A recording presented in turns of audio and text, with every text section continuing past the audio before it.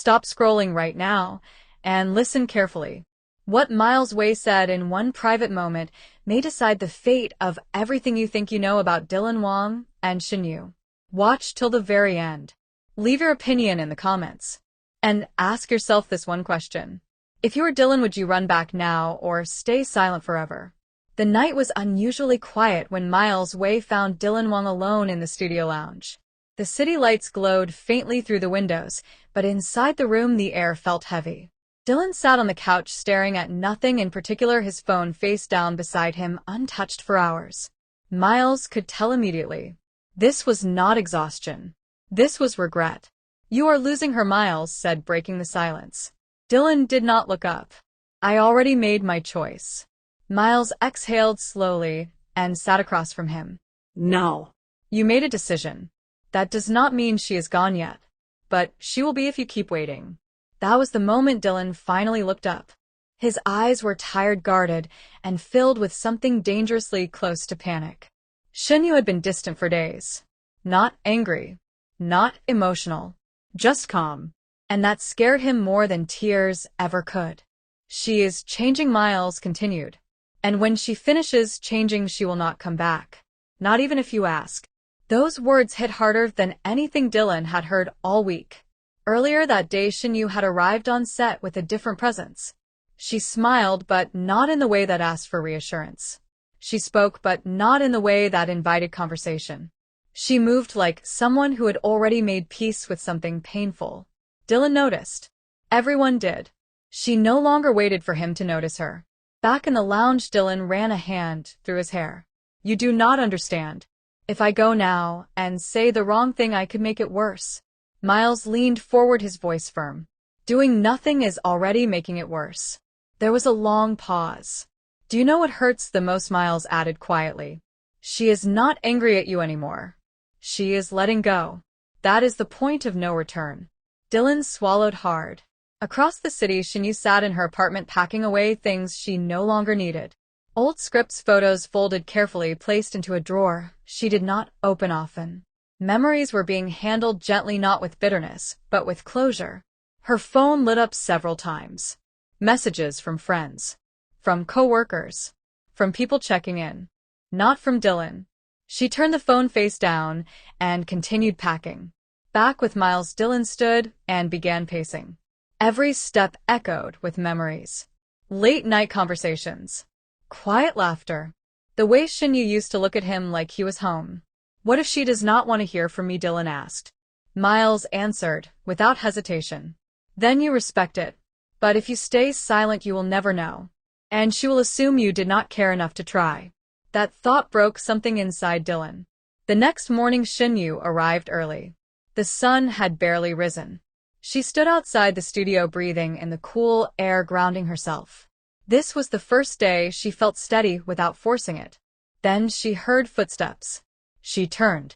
Dylan stood a few steps away, hesitant, uncertain, nothing like the confident image everyone knew.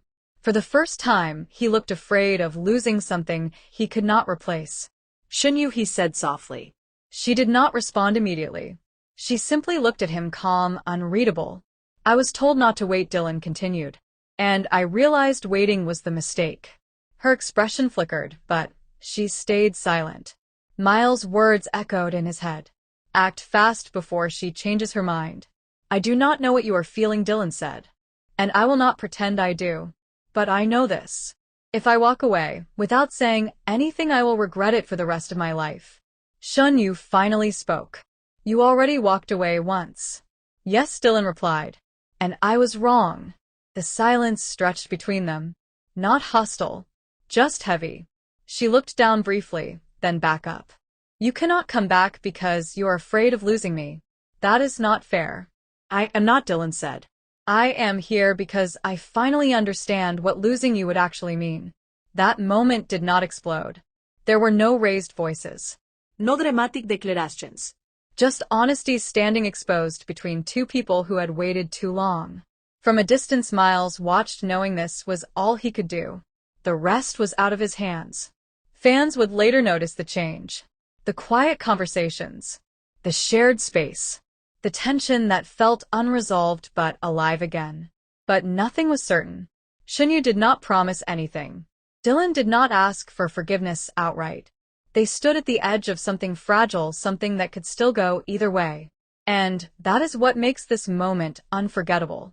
Because sometimes love is not about grand gestures. Sometimes it is about showing up before silence becomes permanent.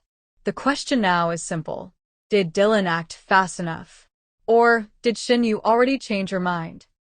What happened after that quiet confrontation is what no one expected. Because sometimes the most dangerous moment is not when emotions explode, but when someone finally becomes calm enough to walk away. After their conversation outside the studio, Shen Yue did not stay. She nodded once, politely, and walked past Dylan without another word. Not in anger, not in sadness, just certainty. And that unsettled him more than anything she could have said. Dylan stood there long after she left, replaying every word in his head. I was wrong. I am here now. It sounded sincere. But sincerity does not erase time. It does not undo silence. And it does not automatically rebuild trust. Miles Wei watched Dylan closely over the next few days. He saw the shift. Dylan was quieter, less distracted by noise, more aware of absence. Shen Yue was no longer orbiting his world. She was building her own. On set, Shen Yue was different again. Not distant like before. Focused. Grounded. She laughed with others. She stayed after scenes to review scripts. She spoke with confidence that did not seek approval. Dylan noticed everything. She no longer looked for him when she entered a room. That truth pressed heavily on his chest. One evening, Miles found Dylan staring at his phone again. This time it was unlocked. Shinyu name sat there untouched. You are running out of time, Miles said quietly. Dylan did not argue. That same night, Shinyu met with Bai Lu. The atmosphere was warm but serious. They sat across from each other sharing tea in silence before Shen Yue finally spoke. He talked to me. Bai Lu looked up immediately. And now I am confused again, Shen Yue admitted. I worked so hard to reach a place where I could breathe without him. And now he shows up. Bai Lu leaned back, studying her carefully. Did he come because he understands you? Or because he is afraid to lose you? That question lingered. Shinyu did not answer right away. Because the truth was uncomfortable. Dylan's words had sounded sincere. But sincerity without consistency had hurt her before. I am tired, Bai Lu, Shinyu said softly. Tired of being the one who waits. Tired of hoping someone else catches up. Then do not wait, Bai Lu replied. Let him prove it. Those words settled into Shen Yue like an anchor. The next day Dylan finally reached out properly. Not with a casual greeting. Not with an apology wrapped in excuses. Just honesty. Can we talk again? No pressure. I just want to understand you. Shen Yue read the message twice before responding. Later. That single word carried weight. When they met again it was quieter. No set. No crew. Just the city outside and a shared space filled with unfinished feelings. I am not asking you to decide anything, Shinyu said before he could speak. I am asking you to understand this. I will not go backward. Dylan nodded. I do not want backward either. Then you need to be clear, she said. Because I will not pause my life for uncertainty again. Those words cut deep. Because Dylan knew she meant it. Miles' words echoed again. Act fast before she changes her mind. But acting fast did not mean rushing. It meant showing up consistently. It meant actions, not promises. Dylan began doing what he had avoided before. He stayed. He listened. He did not disappear when conversations became uncomfortable. Slowly people around them noticed the shift. But Shen Yue remained cautious. Healing had taught her discipline. She no longer confused attention with commitment. Fans sensed the tension too. Every shared glance became speculation. Every moment apart became debate. The story was alive again but fragile. One evening Shen Yue stood alone on the rooftop, looking out over the city. Dylan joined her quietly. You know, she said without turning. Even if this works, it will never be the same. I know, Dylan replied. And I accept that. She finally looked at him. The softness was there. But so was strength. I am not afraid of losing you anymore, Shinyu said. I am afraid of losing myself again. Dylan understood then. This was not about winning her back. This was about meeting her where she now stood. Whether he could do that remained uncertain.